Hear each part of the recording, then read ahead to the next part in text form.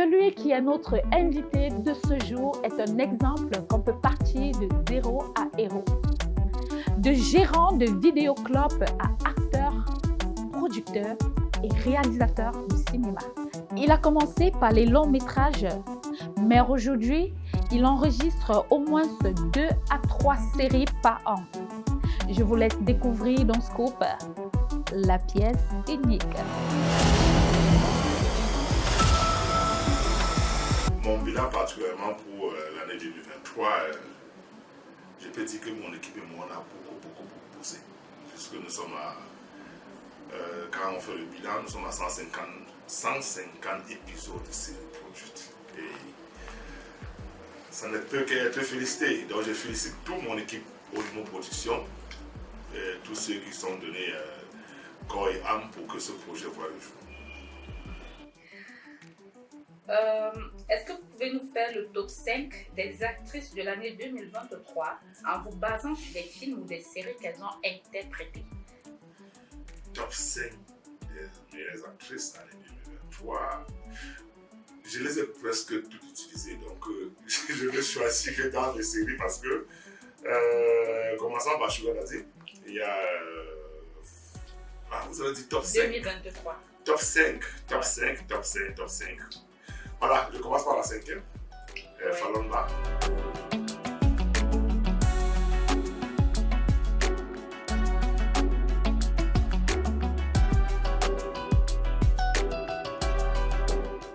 En 4e position, Lucie Meba, que j'apprécie beaucoup. Dans la série Bataille déchirée.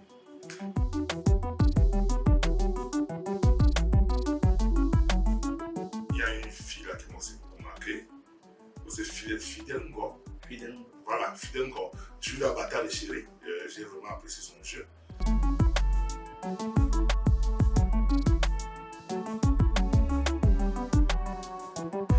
Voilà, en 2e position, Deneuve Jebon. Très bien. Deneuve Jebon, que ce soit dans Sugar Daddy ou dans Bataille déchirée, elle performe vraiment.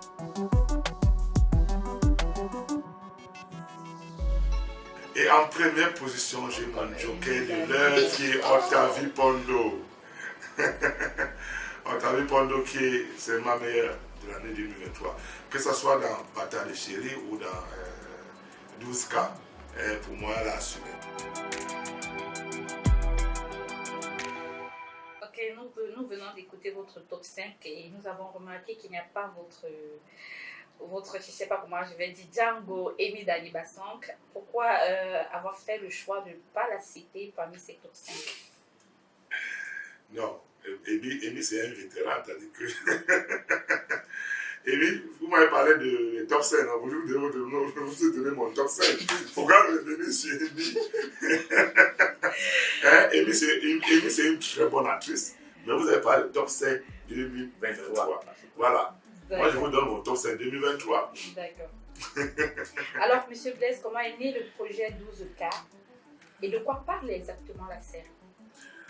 Le projet 12K est né à partir du film de long métrage Pour le bien dans le pays.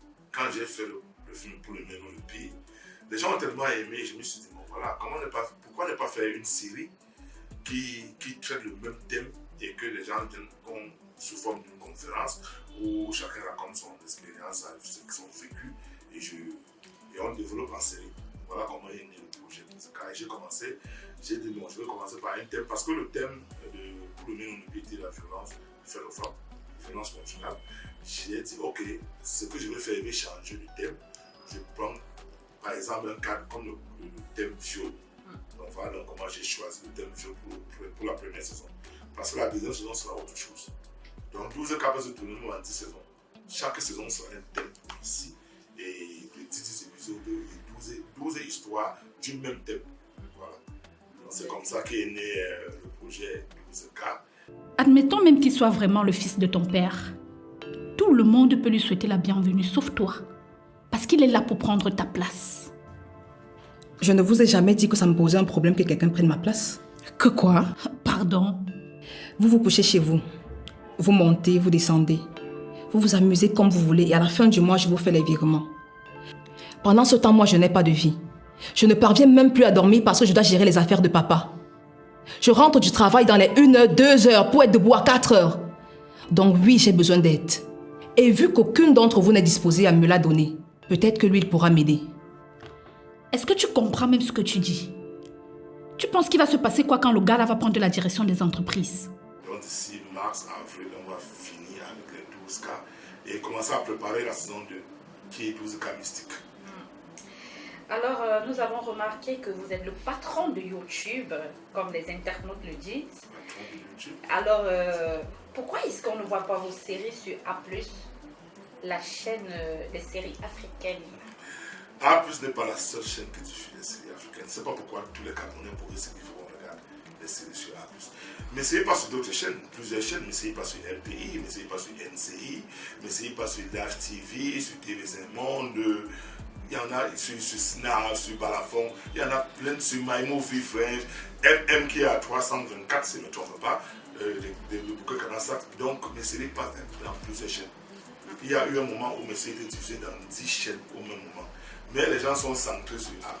Si A+ n'achète pas mes séries, il fait comment? On ne les donne pas pour rien, c'est-à-dire qu'ils achètent avant de diffuser. Mais dans le cas avec propose qu'ils n'achètent pas, ils font comment? Je vends à ceux qui veulent acheter. Alors, d'après nos sources, vous avez contacté Rosine Gengen pour le projet 12K. Serait-elle toujours dans vos priorités? Le voyage, elle est tellement sollicitée ces derniers temps. Je lui souhaite bon vent et beaucoup de succès. Rosine Gengen, c'est ma fille. Amen. Est-ce qu'un acteur dans l'ensemble touche la somme supérieure ou égale à 1 million de francs CFA dans la production de Orimo Production? Dans la production générale? Ouais, Orimo Production. Bien sûr, on peut payer même plus que ça, donc ça dépend du projet. Ça dépend du projet, ça dépend de la durée du projet, ça dépend de qu'est-ce que je veux dire, l'aura de l'acteur, ça dépend aussi de la popularité, qu'est-ce que l'acteur va apporter à ce projet. Parce que ça compte aussi, le cinéma reste un business. Donc, il y a des acteurs que vous pouvez prendre pour jouer tout un film, vous payez 100 francs, c'est un exemple, vous payez 100 francs. Il y a un autre acteur que vous pouvez prendre, vous venez juste dire bonjour, vous lui payez le même 100 francs. Voilà. Donc ça dépend de ce que cet acteur apporte au projet. Quel est le cas, selon vous, qui a été le cas le plus déclencheur sur les émotions des téléspectateurs? Je suis mal placé pour faire le choix parce que tous sont mes enfants. Il est difficile de choisir ton meilleur enfant. Mais ce que je peux dire, c'est que 12K, la particularité 12K, c'est que chacun a ses préférés. Vous allez voir quelqu'un qui va me dire, mes meilleurs cas, c'est le 2 et le 6. L'autre va te dire que non, c'est le 1 et le 3. L'autre va te dire que chacun a ses préférences. Voilà. Maintenant, ce que nous allons faire, c'est quoi? À la fin de la diffusion de 12K, on prépare les awards des meilleures actrices et acteurs de 12K. Et on va choisir le meilleur acteur de tous les 12K et les meilleures actrices de tous les 12K et ils seront primés, financièrement bien sûr. Selon les sources, il paraît que le projet 12K vous donne en moyenne 3 millions de francs CFA sur un épisode par mois. 3 millions. Un épisode vous donne 3 millions de francs CFA le mois. Est-ce que ces dires sont confirmés, M. Blaise? 3 millions de francs CFA. Bon retour, chérie. Merci.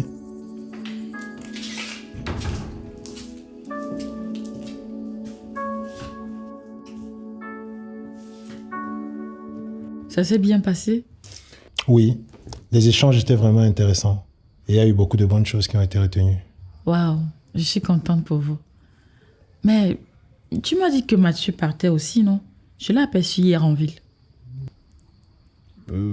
Oui, en effet, il a eu un imprévu de dernière minute. Du coup, il n'a pas pu se déplacer.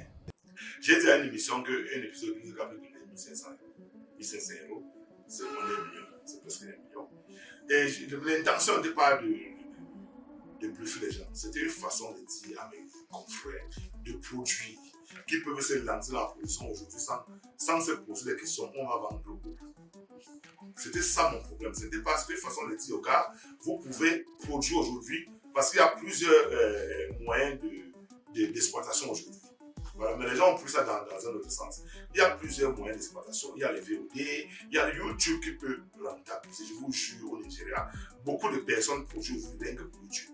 Je prends un exemple sur Rukadiri. Rukadiri s'est fait presque 1 milliard de naira sur YouTube en un an. C'est dans une interview qu'elle a dit ça.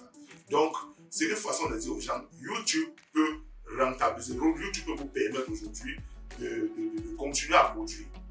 Voilà. Moi, particulièrement, je suis même prêt à acheter des séries pour diffuser sur YouTube. Je suis prêt à acheter des séries pour diffuser sur YouTube. C'est-à-dire quoi? J'encourage les gens à produire.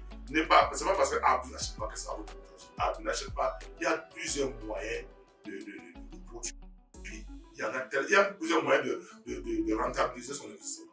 Voilà, c'était ça mon souci. Et j'ai aussi précisé après que dans ce cas, l'épisode ne coûte plus de 1500 €. Chaque épisode de production, dans le coût de production, ne coûte plus de 1500 €. Mais si YouTube me donne 1500 €, ça veut dire que ça, je suis bien à mon compte. Ça veut dire que, parce que je ne fais pas YouTube, je ne produis pas rien que pour YouTube, je produis pour plusieurs personnes. Après, YouTube, il vend ailleurs, il vend à RT, il vend à NC, il y a plusieurs chaînes. C'est-à-dire quoi? Si YouTube me donne 1500 €, ça veut dire que la prochaine vente, je peux y couvrir mes frais. Toutes les autres ventes maintenant, c'est le bénéfice. Et une œuvre à 99 ans de vie. C'est-à-dire que j'ai 99 ans devant moi pour exploiter cette œuvre. Si en 2 ventes ou en 2 ans, je rentabilise là, j'ai 97 ans devant moi pour manger la cette œuvre. C'est super. Il était important de lever cet équivoque. Puisque vous êtes dans le scoop, donnez-nous le scoop de l'année 2023. Le scoop de l'année 2023 est premièrement mon scoop. Le scoop de l'année a été le scoop de ma séparation. C'est-à-dire que tout le monde le sait, c'est un peu à cacher. Pour moi, c'est assez conscient le scoop, c'est mon meilleur scoop. Alors, les résolutions que vous pouvez apporter pour un cinéma meilleur, pour l'avenir du cinéma, pour que le cinéma soit meilleur au Cameroun. C'est le... Qu'est-ce que je veux dire? Qu'est-ce qui fragilise le cinéma camerounais? C'est le manque de fonds, ce que je veux dire. En fait, chercher le mot pour le dire. Le cinéma aujourd'hui, le cinéma, je vais faire comprendre aux gens, le cinéma c'est un business. C'est un business. Donc, quand les gens vont comprendre que c'est un business, surtout les hommes d'affaires, quand ils vont comprendre que c'est un business, ils vont investir. Voilà. Et dans le cinéma, il y a aussi autre chose. On investit dans le cinéma pour le même chose. Ça fait 10 ans que moi je produis. C'est aujourd'hui que je commence à trouver mes repères. J'ai produit pendant 8 ans sans savoir ce que je faisais. Aujourd'hui, je peux dire que j'ai trouvé mes repères. Voilà. Donc, quand vous investissez dans le cinéma, n'attendez pas à gagner le même jour. C'est un peu. Et le cinéma, c'est d'abord la passion. Il faut d'abord être passionné. Passionné avant. Après la passion, il y a la patience. La passion et patience. Et de bien faire ce que vous faites. Tout ce qu'on fait dans la vie, quand c'est bien fait, on ne réussit toujours pas à gagner. Ça ne va pas. Donc si vous êtes passionné et que vous faites bien, vous allez vous en sortir. Voilà. Donc tout ce que je demande à mes confrères pour l'amélioration de la qualité du cinéma, c'est de bien faire. Même avec 100 francs, si on a le souci de bien faire, on va bien le faire. Ne dites pas qu'on ne fait pas bien parce qu'on n'a pas les moyens, non. Je vous dis, même avec, si on donne je prends un exemple, on donne 1 million à 2 personnes de faire les 2 courts-métrages différents. Vous allez voir, celui qui aime la perfection va faire un travail excellent que celui qui ne regarde pas la perfection à côté. Alors ils ont le même cachet. Donc ce n'est pas l'argent qui fait la qualité. Il est vrai que l'argent contribue à la qualité aussi, mais avec des petits mots, vous pouvez montrer aux gens que s'il y avait plus, vous pouvez faire mieux. Alors, puisque vous avez dit que vous êtes séparés, est-ce que M. Blaise a un cœur à prendre? Non, je ne suis pas un cœur à prendre. Pour le moment, mon cœur est scellé. Nous remarquons que vous êtes très bien habillés, vous êtes très bien vêtis. On peut savoir le nom de votre styliste? Je n'ai pas de styliste, moi-même. Voilà. C'est un cauchemar. Ça va passer. Mais ça avait l'air tellement réel. C'est sûrement à cause de cette affaire qu'on a récemment découvert sur grand-père. Tu lui en veux. Du coup, ton cerveau commence à le peindre en monstre. La vérité, c'est qu'en journée, j'ai pensé aller là-bas. Pour faire quoi? Je ne sais pas. Je t'ai dit que depuis que je suis rentrée de là, je me sens bizarre. Tu vois? Donc, en fin de compte, ton cerveau a juste matérialisé ce que tu as pensé en journée. Quand tu dis que tu te sens bizarre depuis que tu es revenu, ça veut dire quoi? Sûrement, c'est cette affaire avec grand-père qui la trouble. Ça l'affecte plus qu'on le pense, hein. Si tu veux, je peux dormir avec toi. Non, ça va. Je ne suis plus un enfant. D'accord, chef. On va donc te laisser dormir. Alors, nous sommes arrivés au terme de cette nouvelle édition. Merci de rester scotché. Merci d'être fidèle à Canal 2 tous les samedis à 17h30. Ma magnifique tenue vient de chez Edimo.